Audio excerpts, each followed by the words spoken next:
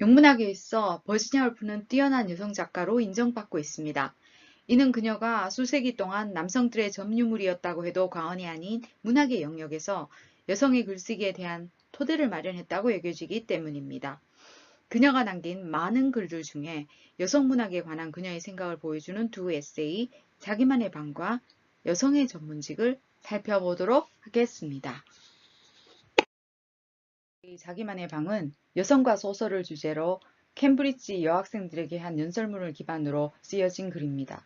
자기만의 방은 교육과 부의 축적, 재산 소유의 기회가 박탈되어 온 여성의 처지에서 글을 쓴다는 것이 어떤 의미이며 어떤 글을 또 어떻게 써야 할지에 대해 진지하게 논하고 있습니다. 울프가 캠브리지에서 연설한 해는 영국에서 처음으로 모든 성인 여성에게 온전한 투표권이 인정받은 해이기도 합니다. 자기만의 방에서 울프는 그 점을 여성을 둘러싼 주요한 하나의 변화로 언급하고 있습니다. 무엇보다 자기만의 방에서 제일 유명한 구절은 아마도 여자가 돈과 구체적으로 1년에 5,000파운드라고 액수를 울프가 언급하고 있는데요. 자기만의 방이 있어야 소설을 쓸 수 있다고 주장하고 있는 부분입니다. 이러한 물질에 대한 의존을 강하게 드러내는 울프의 견해는 어떤 점에선 그녀의 소설들이 표방하는 반리얼리즘 경향과는 상충되어 보입니다. 여기에 대해 제인 골드만은 울프에게 있어 문학은 공중에 떠 있는 것처럼 보이는 거미줄 같은 것이다 라고 주장하고 있습니다. 소설이 실제 삶과 완전히 분리된 호구처럼 보이지만 사실은 거미줄처럼 어딘가의 고정을 전제로 하듯이 소설 역시 실제 삶이라는 내 귀퉁이에 단단히 붙어 있다는 것이죠. 자기만의 방, 글의 서두에 울프는 말하고 있습니다. 소설은 실제보다 더 많은 진실을 담고 있다. 울프가 말하는 자기만의 방이란 어떤 방일까요? 단순히 여성만의 비밀 휴식 공간을 의미하는 것일까요? 아니면 치열함을 가지고 자신의 목소리를 키워가야 하는 그런 작업을 하는 공간을 말함일까요? 울프는 그 공간에서 글을 쓰고자 하는 여성이 맞닥뜨리게 되는 또 다른 도전에 대해 여성의 전문직이라는 수필을 통해 말하고 있습니다. 여성의 전문직은 울프가 1931년 여성참여협회에서 낭독했던 연설문입니다. 여기서 여성이 다른 모든 직업보다 글쓰기를 쉽게 시작할 수 있었던 연유에 대해 울프는 다음과 같이 설명하고 있습니다. 글쓰기는 평판도 좋고 무해한 직업입니다. 글을 끼적인다고 해서 가족의 평화가 깨어지는 것도 아니니까요. 그리고 16펜스가만 있으면 셰익스피어의 모든 희곡을 충분히 쓰고도 남을 만큼 종이를 살 수 있지 않습니까?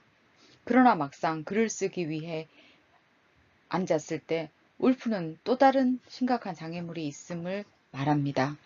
내가 평론을 쓰기 위해서 어떤 유령과 싸워야 할 필요가 있었다는 것을 알게 되었습니다. 여기서 울프가 말하는 유령이란 오랜 남성 중심의 사회에서 가정의 천사라고 불려진 순종하고 길들여진 여성상입니다. 울프는 말하고 있습니다. 내가 글을 쓰기 시작했을 때 나는 방 안에서 천사의 치맛자락이 스치는 소리를 들었습니다. 그녀는 내 귀에 속삭였죠. 당신은 남자가 쓴 책에 대해 쓰고 있어요. 호의를 베푸세요. 듣기 좋은 말만 해주세요. 기만하세요. 당신이 자신만의 세계를 가지고 있다고 생각하는 사람이 아무도 없게 하세요.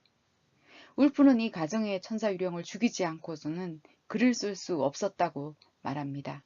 그 이유는 생각하는 것을 표현하지 않고는 어떠한 글도 쓸 수 없다는 것을 깨달았기 때문이라고 합니다. 자신만의 방과 여성의 전문직 두 에세이에서 울프는 다른 무엇보다 중요한 것은 여성이 자기 자신이 될 수 있어야 한다고 주장하고 있습니다. 그러면 여성이 자기 자신이 된다는 것은 무슨 의미일까요? 영국 남자들이 대영 제국을 건설하는 동안 영국 여자들은 무엇을 하고 있었을까? 울프는 질문을 던집니다. 16억 2,300만 명의 아이를 낳아 기르고 시키고 67살이 될 때까지 가르치는 게 여자의 일이었습니다. 그러면 여자의 가치는 아이를 낳는 데 있는 것일까요? 울프는 평생 출산과 육아에 시달렸던 여성들이 언제 장사를 해서 돈을 벌었을 것이며 고고학, 인류학, 생물학, 천문학, 수학 같은 학문을 탐구할 수 있었겠느냐고 묻고 있습니다. 그리고 만약 셰익스피어와 같은 재능을 가진 그의 여동생이 태어났었다 치더라도 그녀는 아마 글 한 줄을 남기지 못하고 아이를 출산하다가 죽었을 것이라고 상상합니다. 울프는 해보지 않았기에 여성들이 무슨 일을 할 수 있을지 알 수 없다고 말합니다.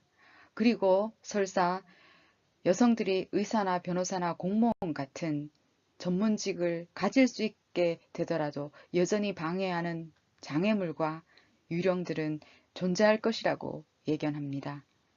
20세기 초에 쓰여진 것을 감안할 때 울프 에세이는 매우 선구적입니다. 여성의 전문직에 관한 연설을 마치며 울프는 여성들이 일정한 수익과 자기만의 방을 가지는 것은 단지 시작에 불과하다고 말하고 있습니다. 그 방은 아직 텅 비어 있기 때문입니다.